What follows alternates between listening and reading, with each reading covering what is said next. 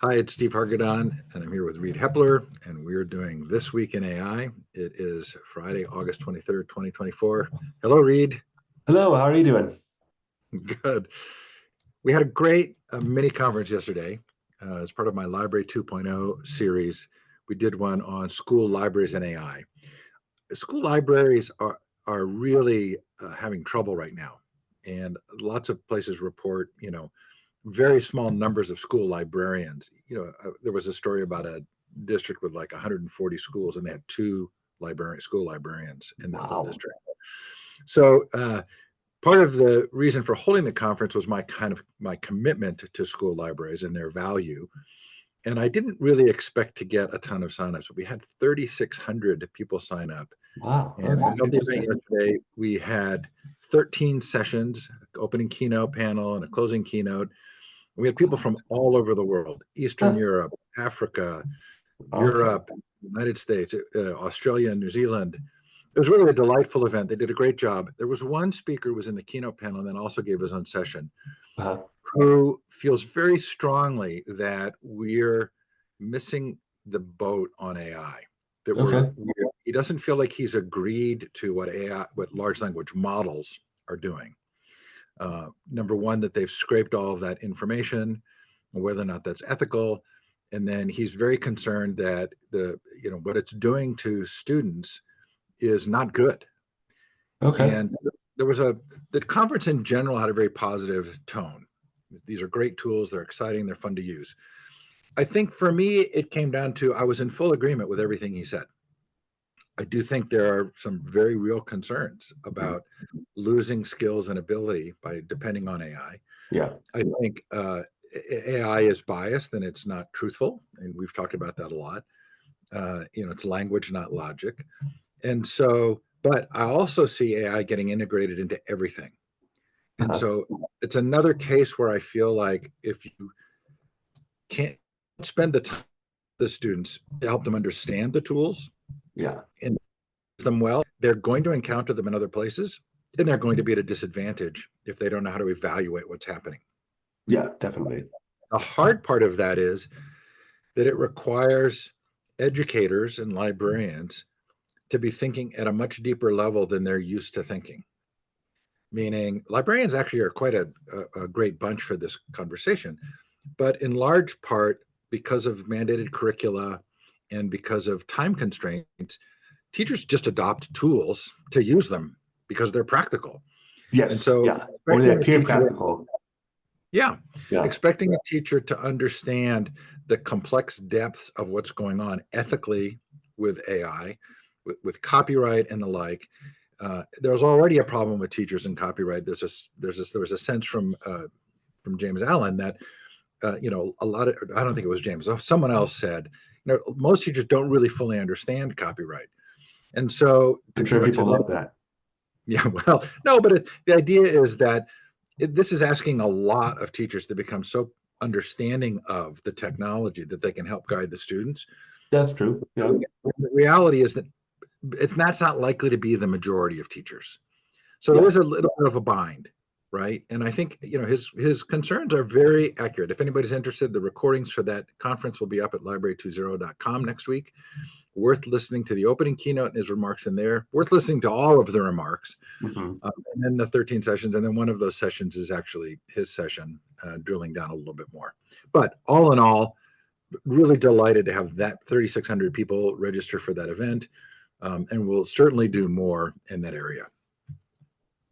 That is awesome. No, that goes well with a lot of the different things that were in the news or happened recently, or were at least talked about recently that will go over today. So that's really cool. And I will be watching those recordings. I'm obviously more in higher education, but school librarians as a dual credit library that I work at, I mean, we do a lot of school librarian things. So it's interesting to see the overlap between those two institution types and what happens there. So, Okay, well, I'm going to jump us into the news. okay. So, I didn't read the story in depth, but it is worth kind of making a note of. Hmm. Spellbook launches the first full-fledged legal AI agent. And I Mm. think we're going to see more of this, which is overcoming some of the issues with language, not logic. Having a data set that's very specific to a professional subject, and then having AI, produce good responses, or at least um, responses that get them past sort of the initial questions. So I think more and more some of these difficulties are going to be overcome by companies. And I don't think I put this in the news.futureofai.org blog, but there's a story that I read last night about Amazon and the enormous amounts of money that they feel like they're saving because of using AI. And I think this is going to be a continuing trend. We're going to be more realistic about AI, a little bit of disillusionment or wariness around what's actually happening with large language models, but then some cases where enormous productivity is gained. Well, it's interesting how, like, you were talking about the librarians, or not the librarian. Yeah, well, he's the librarian, I think, right? That speaker. And there's a in another in art specifically seems to be a huge thing. There's a company called Procreate, a drawing app, and they're like, we are not AI. We have no AI, and they're very proud about it. And it seems like, I don't know if they existed before, but now their entire purpose is being anti-AI and emphasizing that AI can't do what we can do. And it just seems like a kind of a futile thing and kind of a waste of energy, in my opinion. But um, it it's interesting that people are trying to either bridge that gap of language, not logic, or like kind of supplement it, or kind of replace it and compensate for it. And others are like, oh, let's just do everything that AI can't do. And that's true. AI can do a lot of stuff, but it's not up to us. I mean, if we're trying to use it effectively and trying to integrate it into our work, it's not about, you know, shutting it out. It's about bringing that human into the conversation, into the interaction. I'll be interested to see what legal ramifications occur when people are using that legal tool, because it seems like kind of a tool that hopefully is better than that ChatGPT tool that caused that lawyer to be disbarred. Barred, or was he fined like $5,000 or something like Yeah. that because of the fake citations? So and anyway, it'll be interesting to see how the profession changes, if it does. I read the statement by the Procreate guy, Okay. and I thought, I really get it. I mean, I think he was making a stand for his users. He said, we support creative users, and we just feel like we don't know how that we would do that by integrating AI. Time will tell whether that was a strategy that worked, or it narrowed his market. It could make it a smaller market for him, but it also could make it a very loyal market. Yes. I Yeah. That's, I keep thinking about Apple's sort of methodical evaluation and then rollout, yes. and maybe Samsung to a less public degree. But the idea that, okay, this here, it's going to be very helpful, but we're going to be very careful about where we implement it. Because I think programs like Procreate and other design or draw or creative tools, it would be really hard to not actually integrate the smart aspects. When one woman, Christina Holzweiss, did a pre-recorded session for the conference on all the tools that are in Canva, and it's pretty mind-boggling what you can do. Uh, No, you could make the argument that it really increases the capacity for creativity, and that uh-huh. way that cell phone cameras have made everybody a good photographer, Uh-huh. and made it Yeah. fun. So it Yeah. is a very tricky area, but Procreate basically took a stand, and I get it. Reed, there was a really interesting article. I don't know if you had a chance to read it, on corporate structures and AI. Yes. Yes. What was it, you who sent it to? Actually, you sent it to me. Somebody else sent it to me. I actually found it myself another way. Like, this is it isn't news technically, but it's the article everybody's reading. And this Yeah, is it's his first Substack article, and it already has 500 views and 18 likes, which I'm jealous of because I've made 18 of them and I haven't gotten that many at all. But this is really good. So Alex Sema, he is from, I forget, is he from Stanford? I think he I went don't to remember. Stanford or something, and he created, basically he made networks of AI tools that function like organizational hierarchies at different organizations. So yeah, Steve, do you want to talk about that? I mean, it's just an amazing concept. Yeah, so the idea is multiple units within a corporation together form the output of the corporation. Mhm. And some studies that showed that uh, corporate structures that have entities within the corporation that are in some ways in competition with each other, obviously friendly competition, Uh-huh. but that they actually perform better. And so if you take that corporate structure concept and you say, okay, we're going to have some number of agents all working on a problem, and some of which are going to be competing for the better answer, that Uh-huh. uh, I may be oversimplifying there. I No, know I'm, basically that's what they did. Yeah. yeah, and that the output is then better. And I actually think that this makes a lot of sense. And we talked about this some weeks ago, that when you have AI checking AI, you're going to you're going to narrow down the number of hallucinations and other things. And so it does make a lot of sense. This is a trend that I think really makes a lot of sense to me. The other one is understanding that, yeah, we've created the same number of neural connections with computers that we have in our brain, but Yeah. our each end of those neural connections have all of this other complexity. And so I Hmm. think we're also going to discover that we're going to be able to enhance AI through not increasing the number of computers, but somehow changing the functionality or increasing the functionality of those nodes with each other. So Well, those feel and like really big trends for me. yes, yes. Well, and it's interesting because he noted that the ones that had competition with each other in competitive teams were much more efficient. But it's interesting, all of these organizational structures came from successful companies. And so they were successful when they were humans doing this. But when they were AI tool, and who knows, I don't know exactly, how successful the companies were, um, but they were successful companies because they were major corporations, because that's why it chose the hierarchies he did. And so it's interesting to see the difference between human networks and AI networks. I do think that eventually we're going to see AIs, if not having emotions, being able to empathize, like Hume does, and Hume is developing, and they actually expanding their market, expanding their abilities.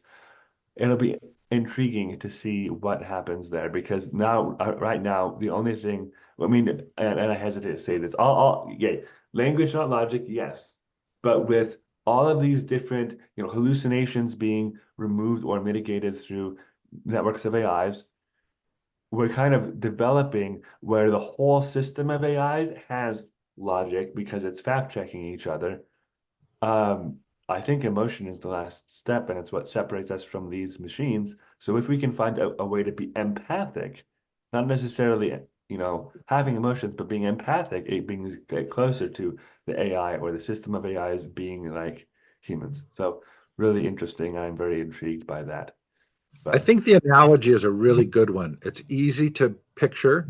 So it's basically saying organizations that get things done develop structures, hierarchical, parallel, uh, um, units that are in somewhat competition with each other.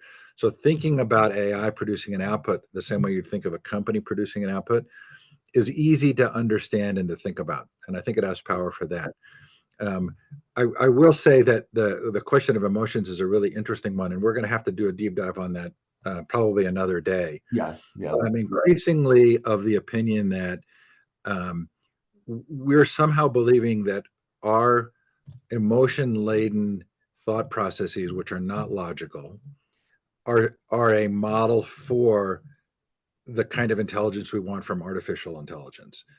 Hmm. And so, anyway, we'll save that for another day.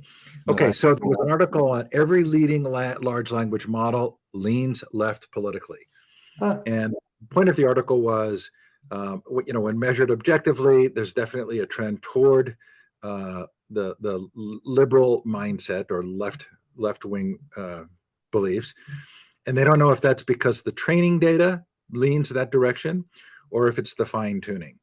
And I will huh. tell you that I believe it's the fine tuning, or at least Okay. some portion of it, some good portion of it is the fine tuning, I would because imagine so. Yeah.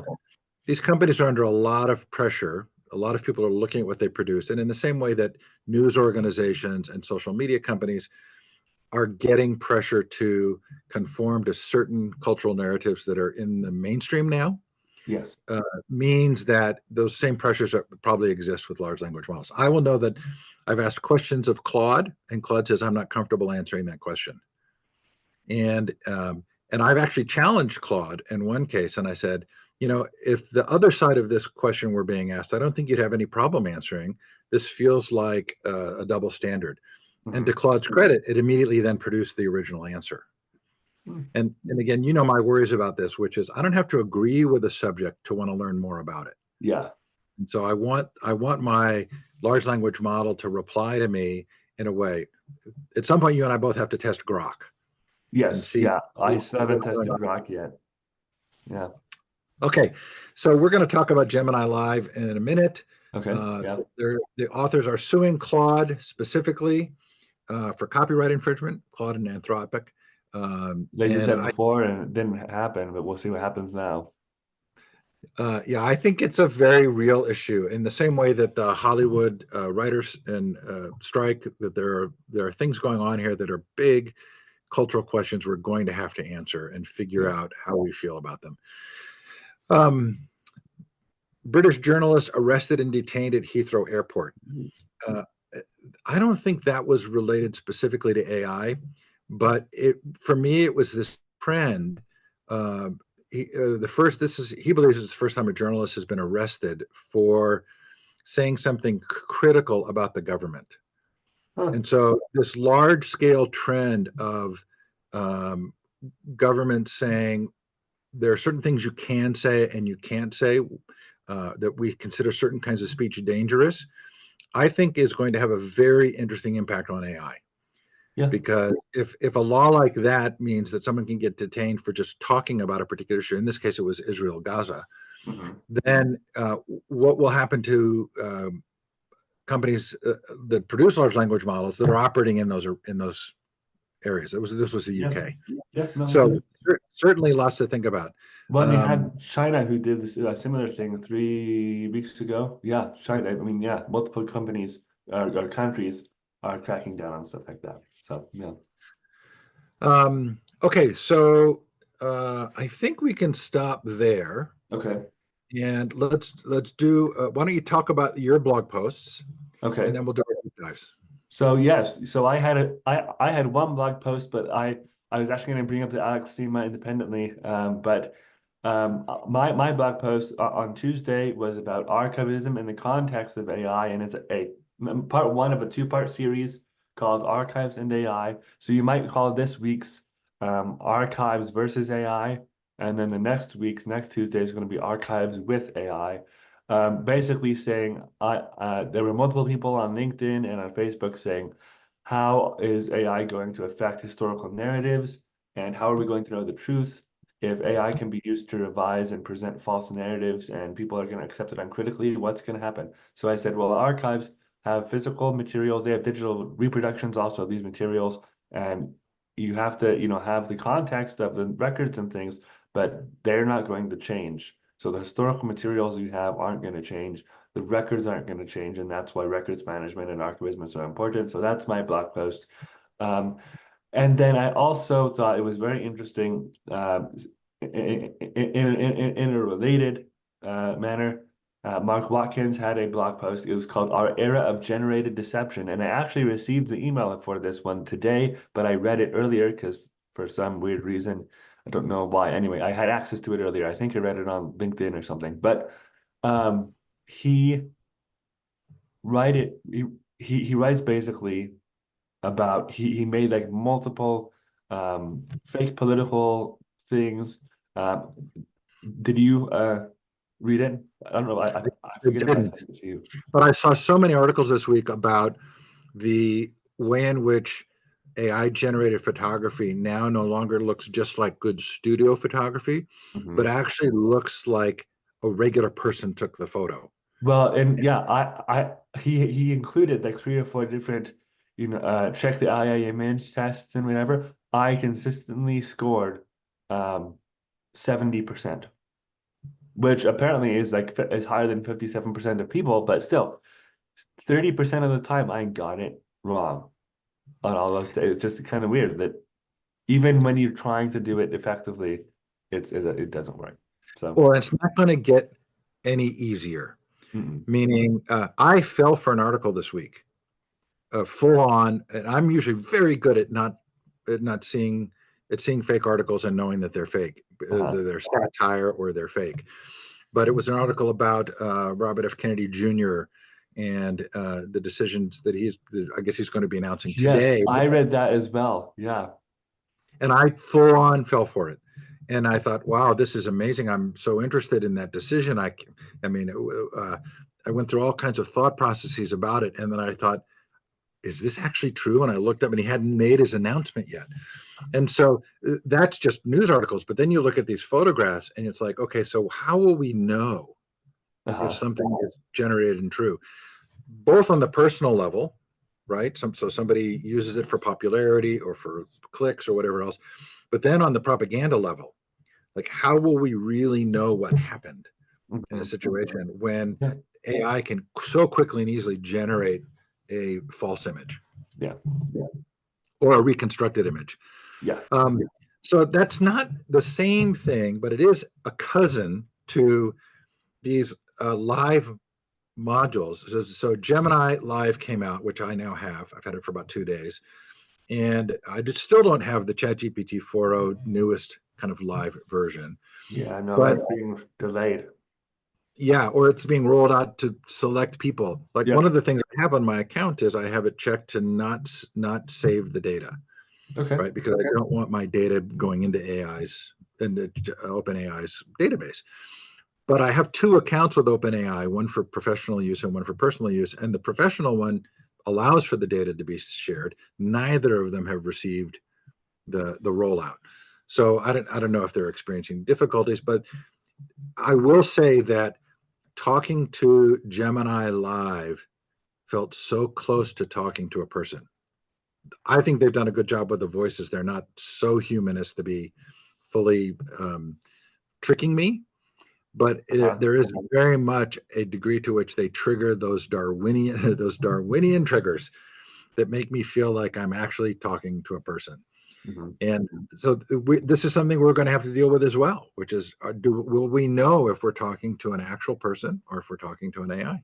Well, and it's interesting. I think was it you last week or 2 weeks ago, and I don't know if we covered it, but ChatGPT and Google have both released like um, fairly strong warnings saying do not become emotionally attached to our voice assistants. You guys are going way beyond the mark when it Yeah, comes to voice assistants. Stop it. And people aren't able to listen. Like it's just a phenomenon and it just keeps happening. And that's so ironic. that's a related another issue, but That it's would be just yeah. that would be like TikTok and Instagram saying don't doom scroll. Yeah. Okay, we're Yeah. going to create a product that keeps your attention, that Exactly. Exactly. feeds you emotionally and chemically, but don't overdo it. Yeah. I'm like, okay, you have every incentive to keep us glued to that screen. You can't ask us to be the decision maker in that circumstance. It's odd and it's interesting because I partially wonder if that like kind of like reverse psychology, like them saying don't do it brings your attention to the fact that hey, you can do this, and then you end up doing it. So anyway, but I yeah, downloaded a so couple of voice apps. mode, sorry. Yeah. I downloaded a couple of apps, like I think one was Character AI and Replica, Oh and yeah, character maybe it AI was is really good. Replica. I started to sign up on Replica, and it asked such personal questions, right? Really? And oh yeah, it asked questions like how do you like to be treated, and I wish I'd screenshot all the questions, Yeah. but it was clearly looking to figure out my psychology, right? Uh-huh. And then it produces an avatar and asks me, do you want a man or a woman avatar? And I chose a woman, and Uh-huh. it gave me all these options for hair color, body shape, all this kind of stuff. And I'm like, Huh. okay, this is clearly designed to bring me into a relationship with the character. And at Yeah. that point, I was like, okay, this is intellectually interesting to me, but again, this wasn't the week. I didn't have the time. And even if I do have the time, do I really want to be developing a conversation in AI? Yeah, because I could see exactly. it being very attractive. And especially if we're at the beginning stages of this and they get more and more realistic and we don't know that we're not talking to a person, then I'm thinking of that latest Blade Runner movie, where you have this artificial companion and Uh-huh. it's very fulfilling, Yeah, right? Or Her, yeah. movie Her. Well, or you have that look, kind of it's a little different, but the Minority Report, I think it is. I'm trying to remember her name, but I'm just realizing she doesn't have one. It's the hologram of the guy's wife, because he's spending time with his kid, and then he talks with the hologram of his wife all the time, and she talks with him, and that he acts like there's a relationship there, but there isn't, and he just still feels emotionally unfulfilled, and he just feels miserable because he knows it isn't real after it all ends. So anyway, really interesting concept. That I mean, this is obviously disembodied. We don't have holograms or physical companions with artificial intelligence stuff. Um, but yeah, just it'll be interesting to see how this happens. There's also, I don't know, this is kind of news, but related to this, there's a little pendant you can buy called friend.ai, and it's a pre-order right now. You can't actually get it, but it'll do that. It'll hang around your neck and look at and listen to what you're doing and listen to what's happening. And then after an event is over, it will prompt you to talk about it and have its own opinions on what happened. So it's literally like a little Bluetooth connected thing. It doesn't have voice. Well, it might, I don't know if it has voice. I think it just has text stuff, but as long as it has Bluetooth, as long as it's charged, you can have basically a conversation through your phone with this little thing. It's like a Black Mirror episode. It really is. I was like, can we not see that we're inching closer and closer to Black Mirror territory? Like, Yeah. anyway, so This is good. This is a good finish point because yes, this yeah, feels to me like the stories we've talked about, they point to the inevitability.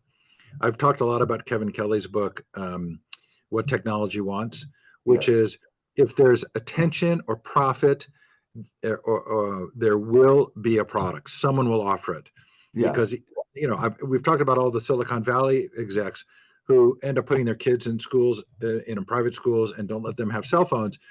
They didn't stop building the products, but they made sure for their own families that they weren't seeing the negative results because you don't get the raise, you don't get promoted in the company if you're not producing the thing that's producing profit and that's keeping eyeballs on the screen.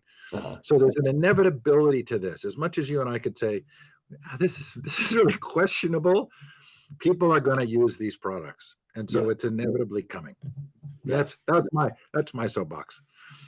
Okay, Reed, thank you. No problem. Thank you. Have a What a good week. fascinating week. Take care.